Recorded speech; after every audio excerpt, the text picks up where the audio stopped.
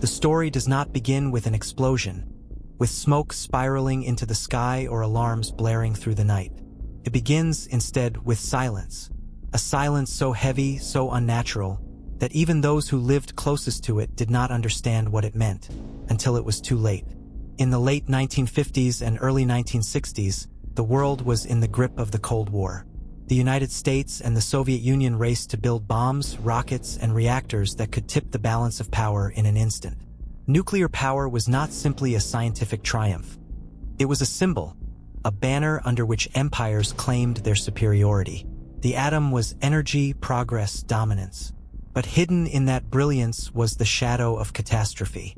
While the disaster of Chernobyl would one day shock the world in 1986, another disaster had already occurred decades earlier, one far worse in scale, but one that the world was never allowed to know. Its name was whispered only in secret halls, its victims buried not only in earth but in lies. This was the disaster at KYSHTYM. To understand how the silence began, one must step into the closed city of Chelyabinsk 40, later known as Ozersk. It was a city that did not exist on maps, surrounded by barbed wire and armed guards. To the outside world, it was nothing. To the Soviet Union, it was everything. Here, scientists and workers built one of the USSR's most important nuclear complexes. Mayak, a massive facility designed to refine plutonium for the Soviet bomb program. The people who lived there were not free citizens but carefully monitored residents. They could not leave without permission. They could not speak of their work to anyone, not even family members outside the city. For them, patriotism was a duty enforced by secrecy.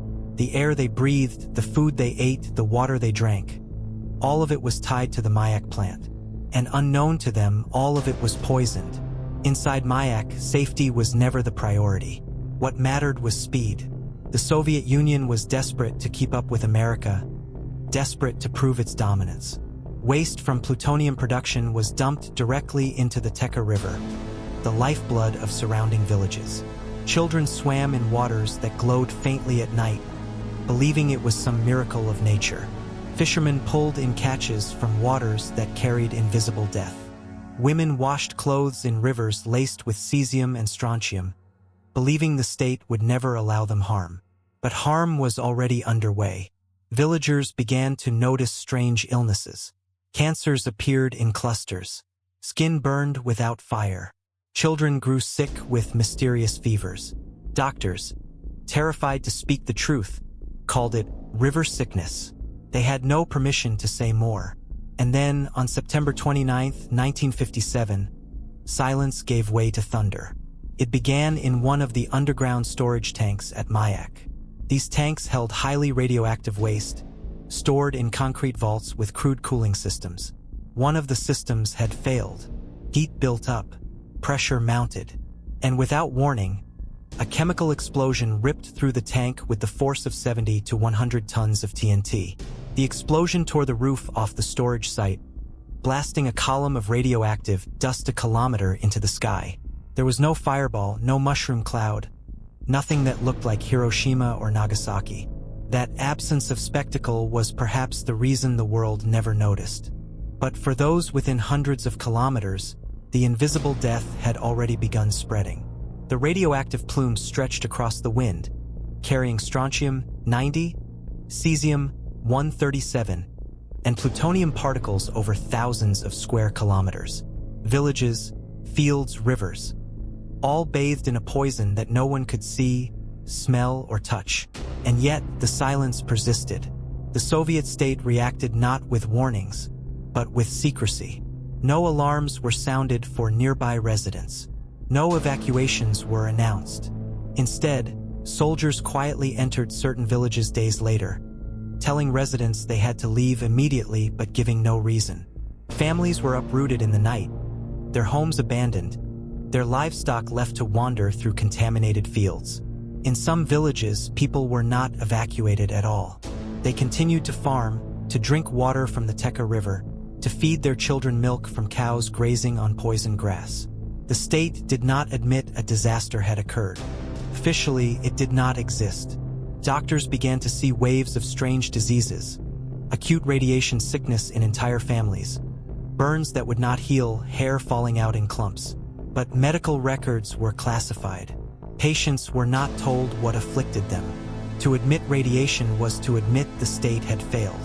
And the Soviet Union, in those years, could never fail. The zone most heavily affected by the disaster became known later as the East Ural radioactive trace. It stretched nearly 300 kilometers, contaminating an area the size of Belgium. Entire ecosystems were destroyed. Forests turned red and died. Rivers carried death downstream. The soil itself glowed with invisible poison that would linger for centuries. Yet the silence was unbroken. For decades, people outside the Soviet Union had no idea it had even happened. One survivor, years later, recalled how her family was ordered out of their village at night. Soldiers gave no explanation. They were told to bring only what they could carry. We left our cows, our chickens, everything. We thought we would return, but we never did. Our village was erased from the map. The Catastrophe disaster, as it would eventually be called, named after the nearest known town, remained hidden under layers of censorship. While Chernobyl would one day shock the world with televised images of fire and panic, Catastrophe was erased before it could ever be seen. And perhaps that was the most terrifying part. An invisible catastrophe, worse than Chernobyl in scale, swallowed by silence. But silence does not last forever. Whispers began to escape from behind the Iron Curtain. Defectors carried rumors to the west. Scientists noticed strange radioactive patterns in soil samples that could not be explained. Something had happened in the Soviet Union, something catastrophic, and the Kremlin was desperate to keep it buried. The question was, why? Why had the Soviet Union gone to such lengths to erase one of the worst nuclear disasters in human history? To answer that, we must dive deeper, not only into the disaster itself, but into the secret empire of closed cities, hidden reactors, and a state willing to sacrifice its own people to maintain its power. The silence had cracked. Now, the truth was waiting to escape. The morning after the explosion, the town of Catastrophe woke up to a silence that felt heavier than any thunderclap. Mothers opened their windows and noticed an unusual mist hanging low over the streets. It wasn't fog. It had a metallic taste, sharp and acrid, that burned the throat with every breath. Children coughed, animals refused to eat, and the elders muttered that something unnatural had descended on their land. No one in the town knew what had really happened only a few kilometers away at the Mayak facility.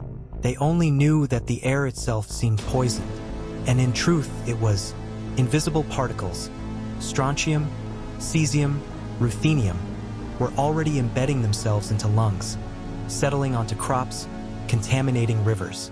Inside the walls of Mayak, the mood was chaos disguised as control.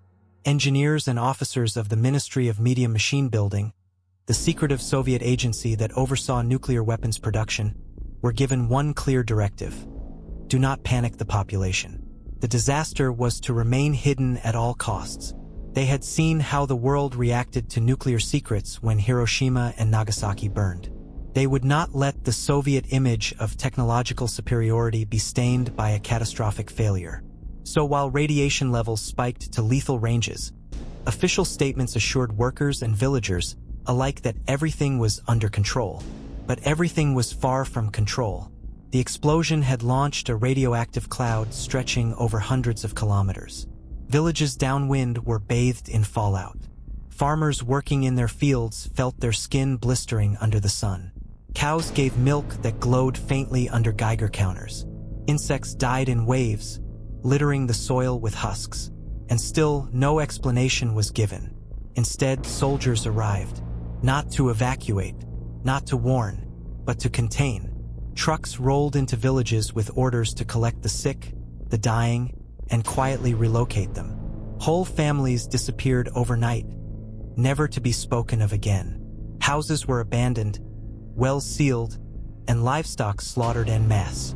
The villagers whispered that the government was punishing them, that they had angered Moscow somehow.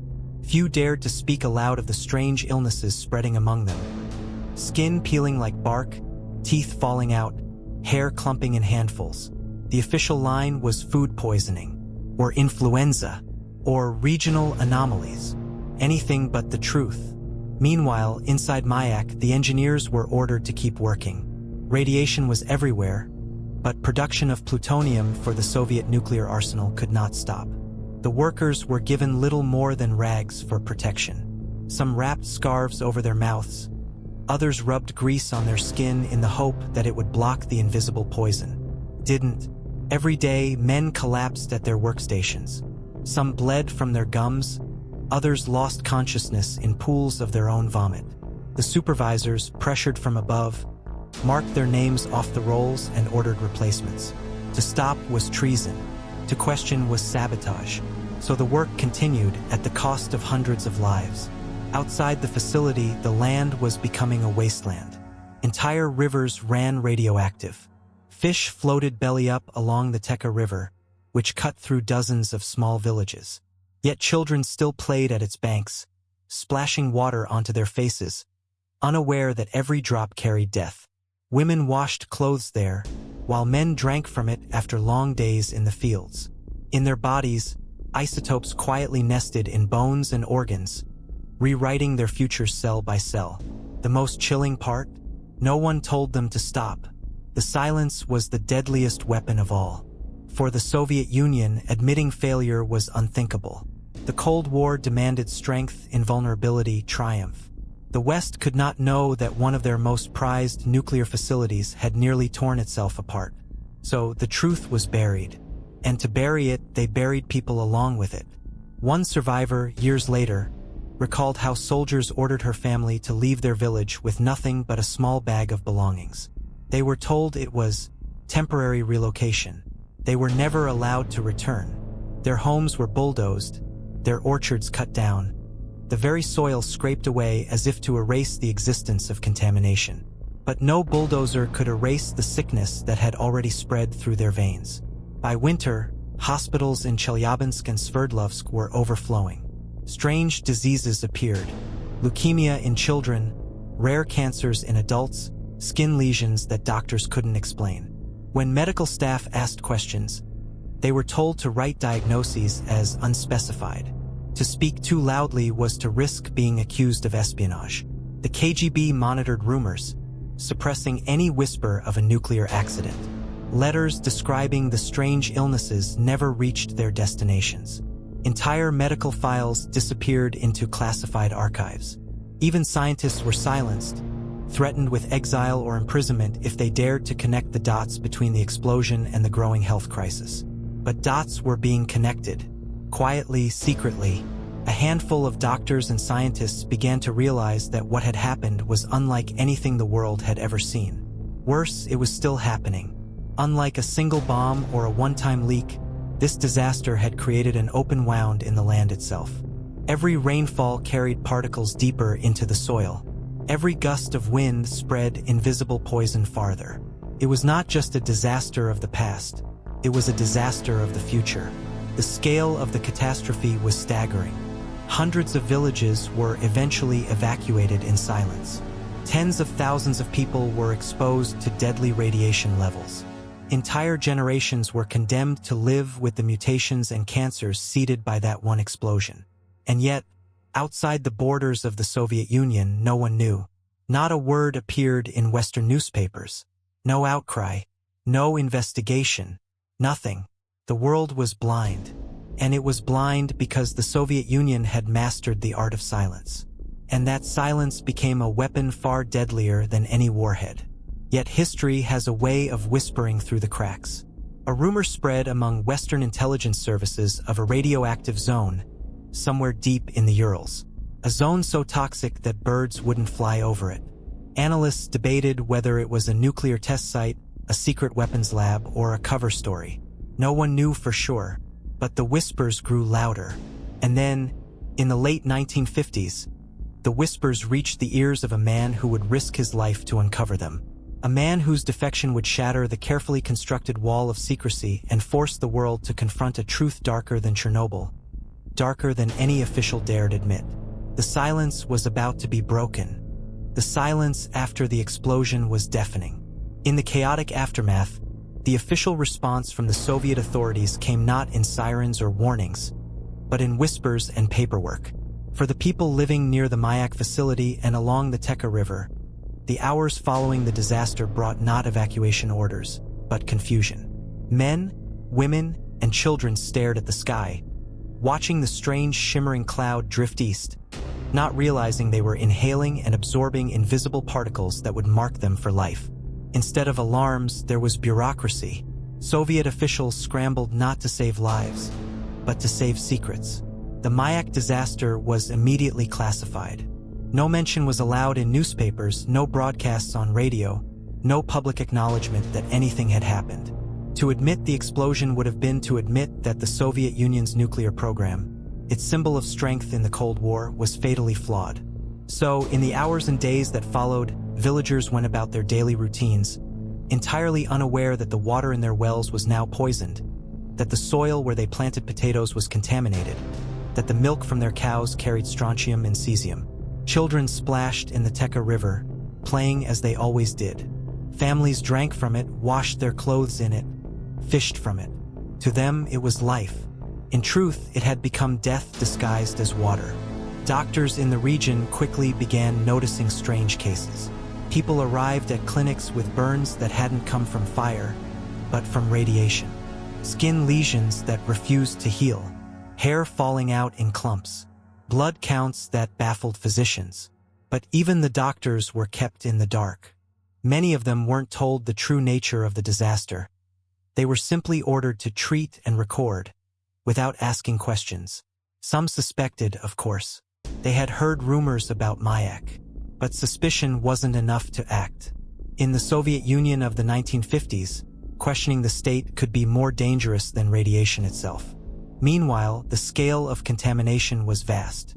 A plume of radioactive particles spread across hundreds of kilometers, carried by the wind and absorbed into rivers. Entire villages received doses of radiation far higher than those near Chernobyl 3 decades later. Yet the people remained in place.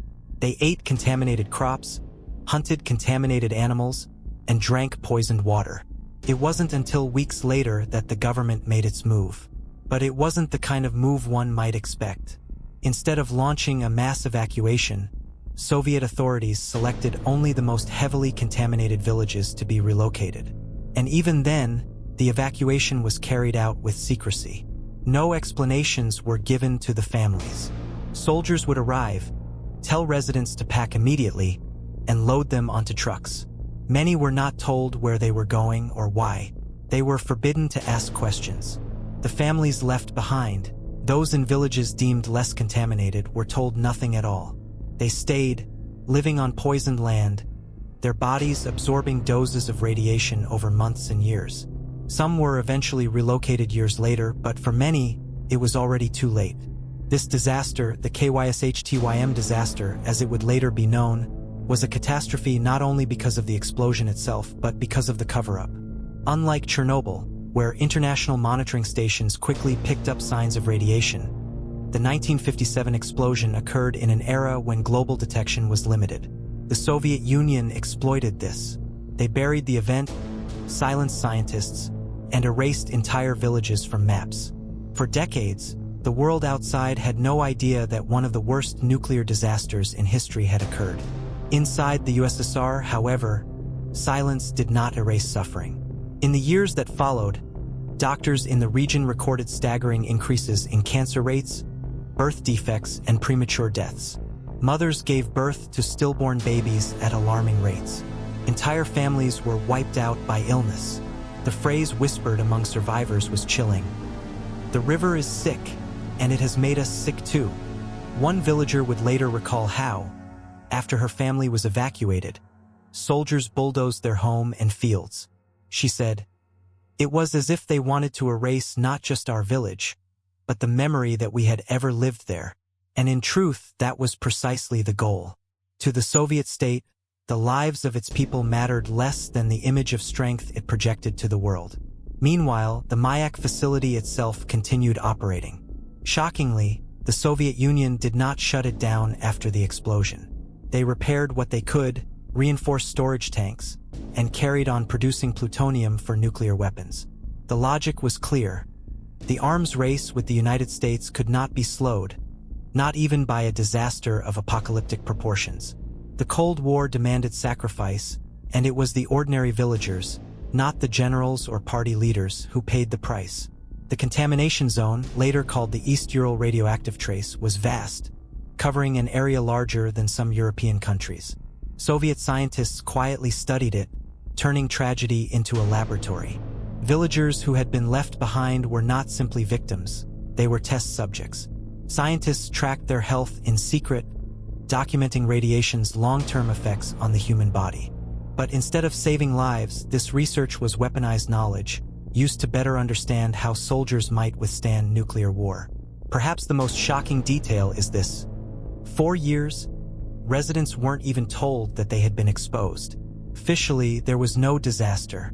Even decades later, many survivors only learned the truth after the Soviet Union collapsed.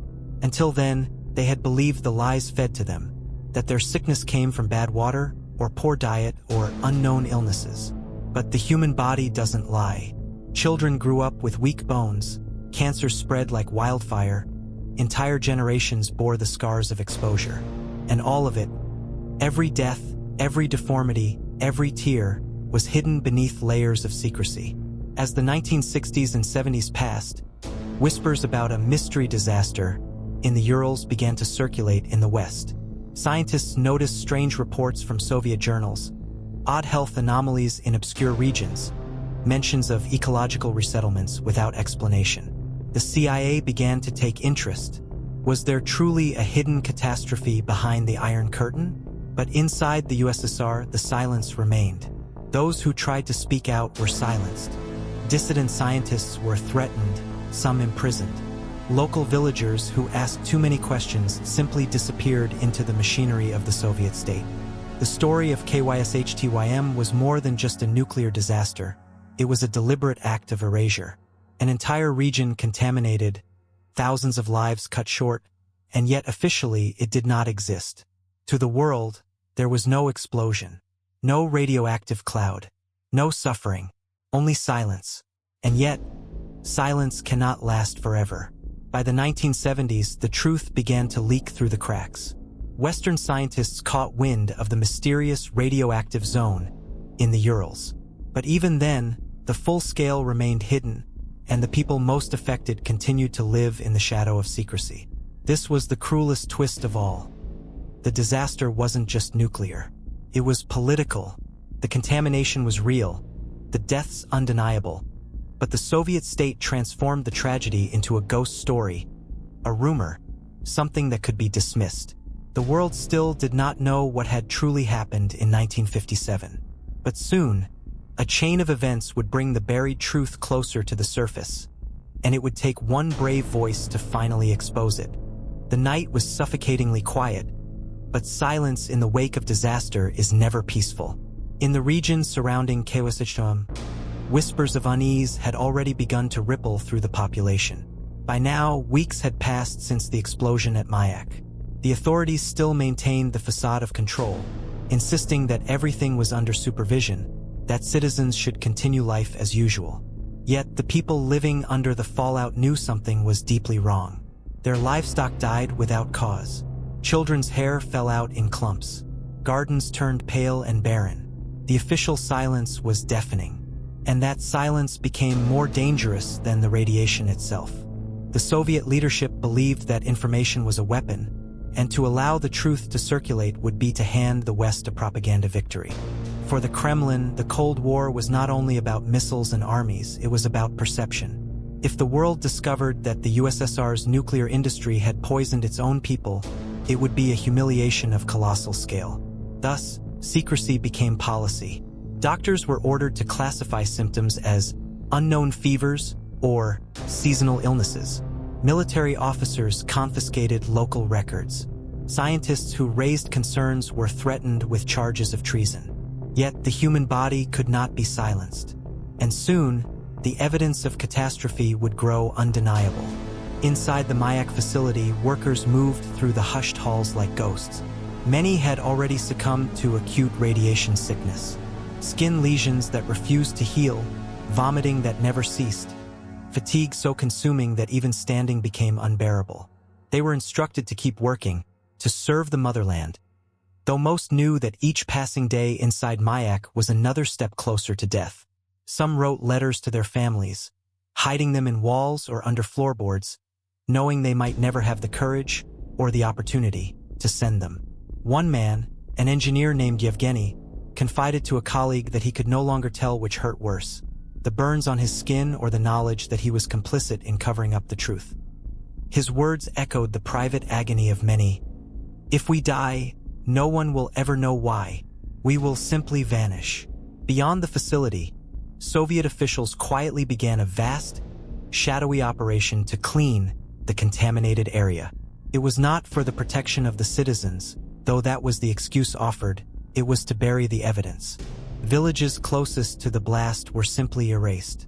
Entire communities were told to evacuate within hours. Families had to leave behind everything: homes, photographs, heirlooms, even the graves of loved ones. Soldiers burned houses to the ground, not to save people from radiation, but to prevent others from ever realizing what had happened there.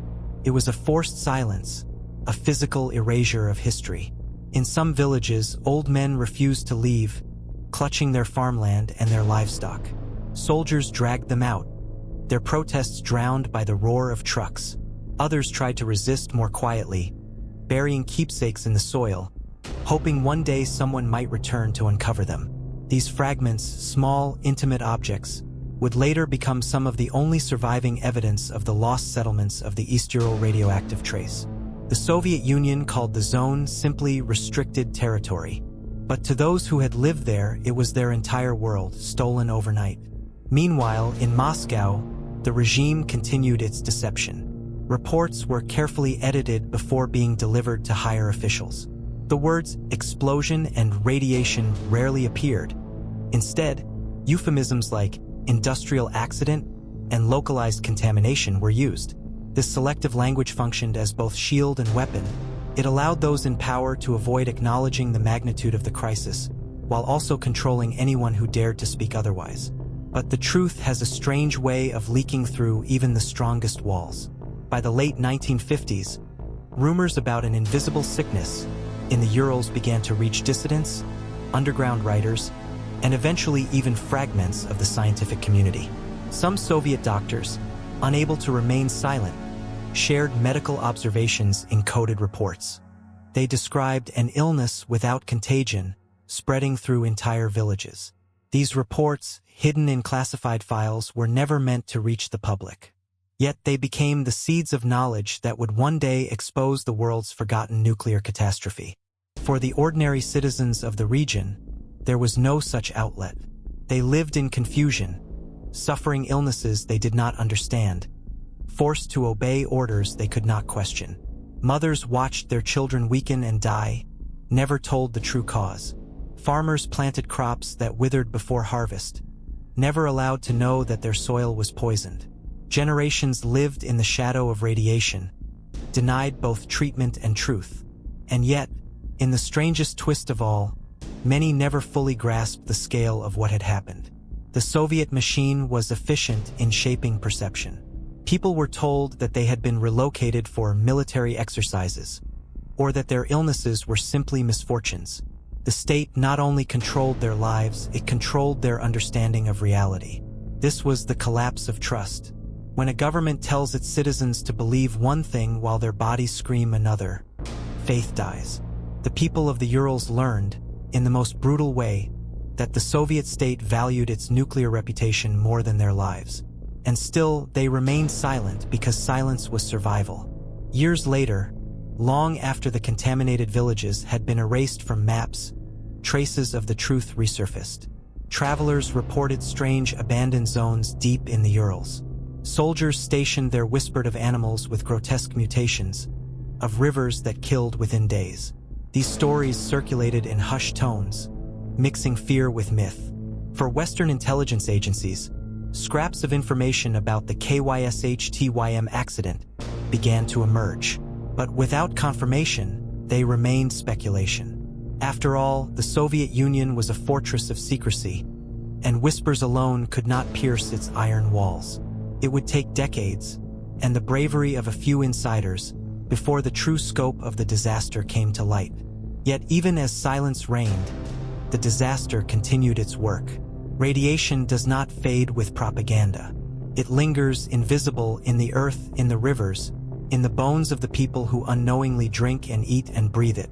By the early 1960s, scientists within the USSR quietly documented long-term consequences.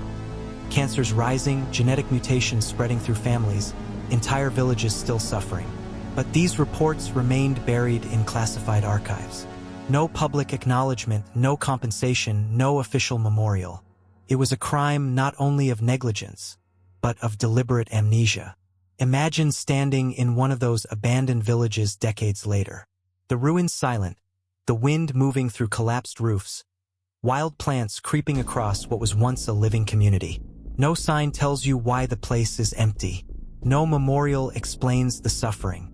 The silence itself is the monument. This was not simply an industrial accident.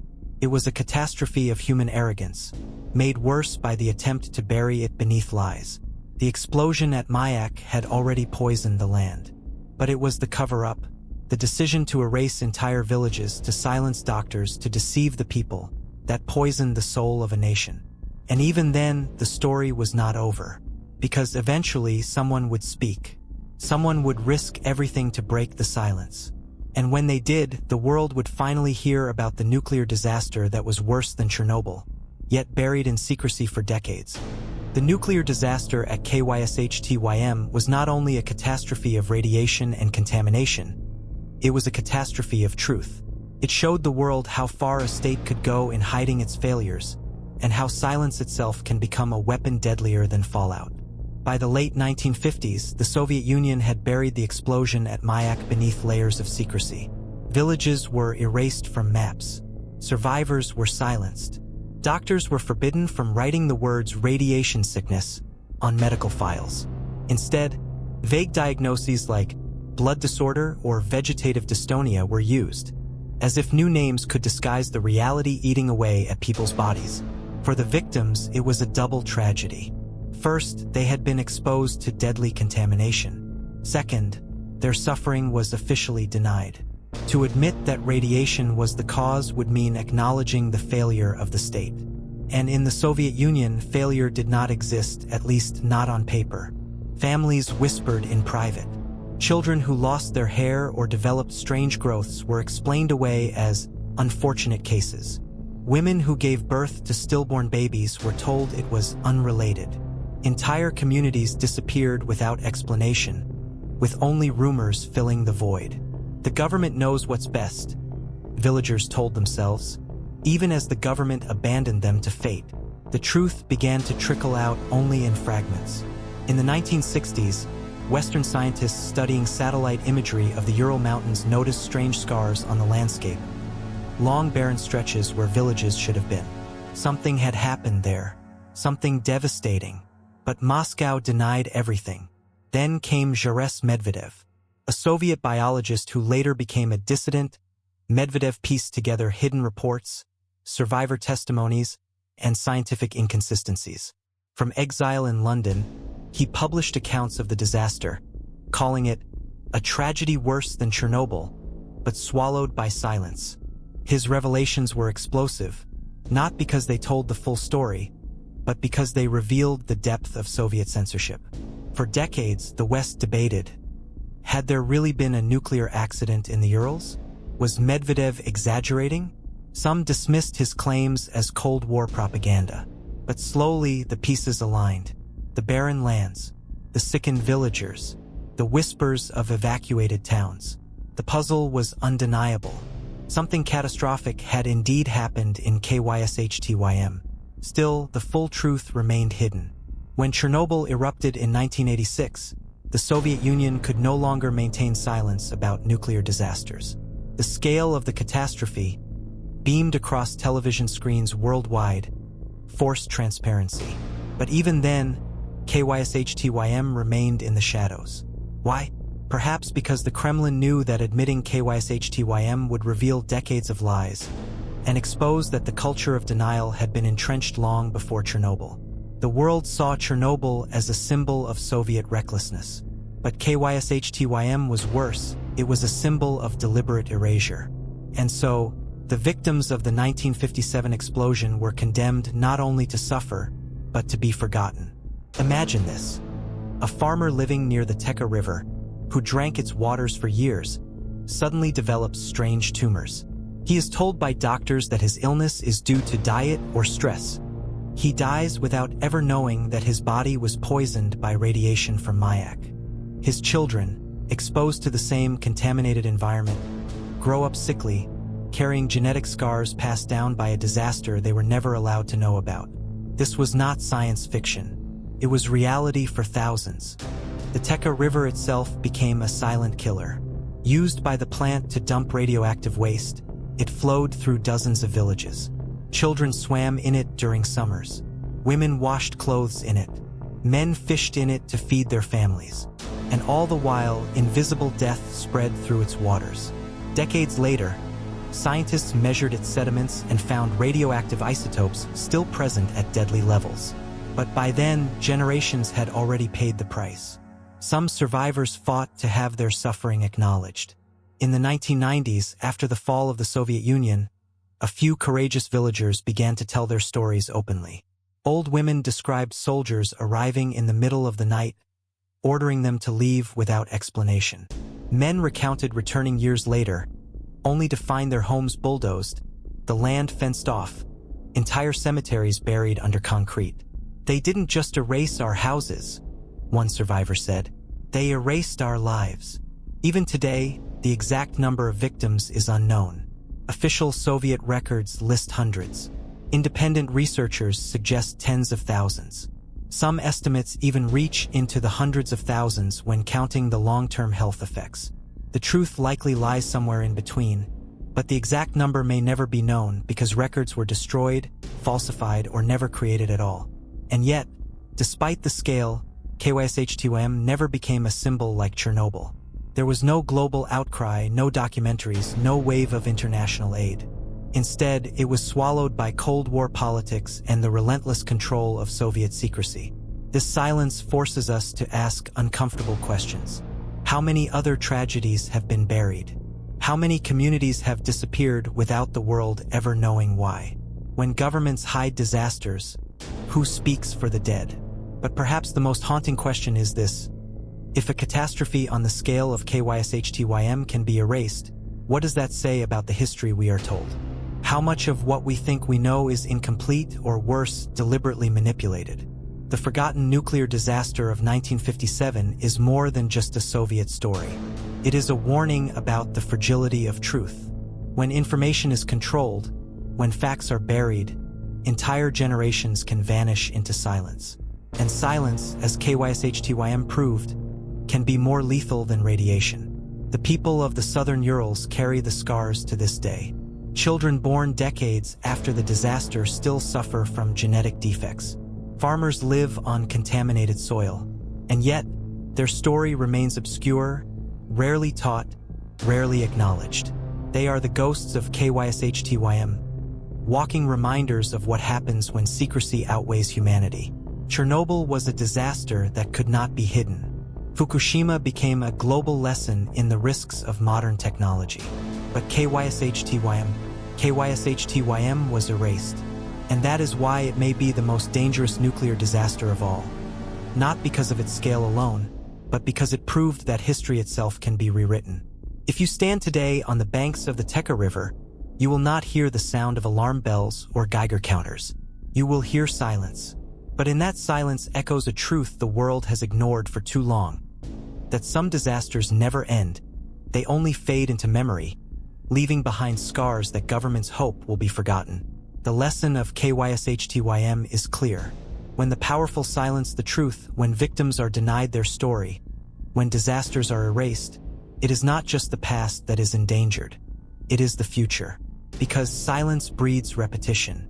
And so, the forgotten nuclear disaster of KYSHTYM stands as a warning that the deadliest poison of all is not radiation, but silence. Because silence kills. And if we forget that, it will kill again. If this story shocked you, it's because you were never meant to hear it. The disaster of KYSHTYM was hidden for decades, and most of the world still doesn't know it happened. But now you do. So share this video, spread the truth, and let the voices of the forgotten finally be heard. And don't forget to subscribe, because there are more hidden stories, buried in secrecy, that the world needs to know.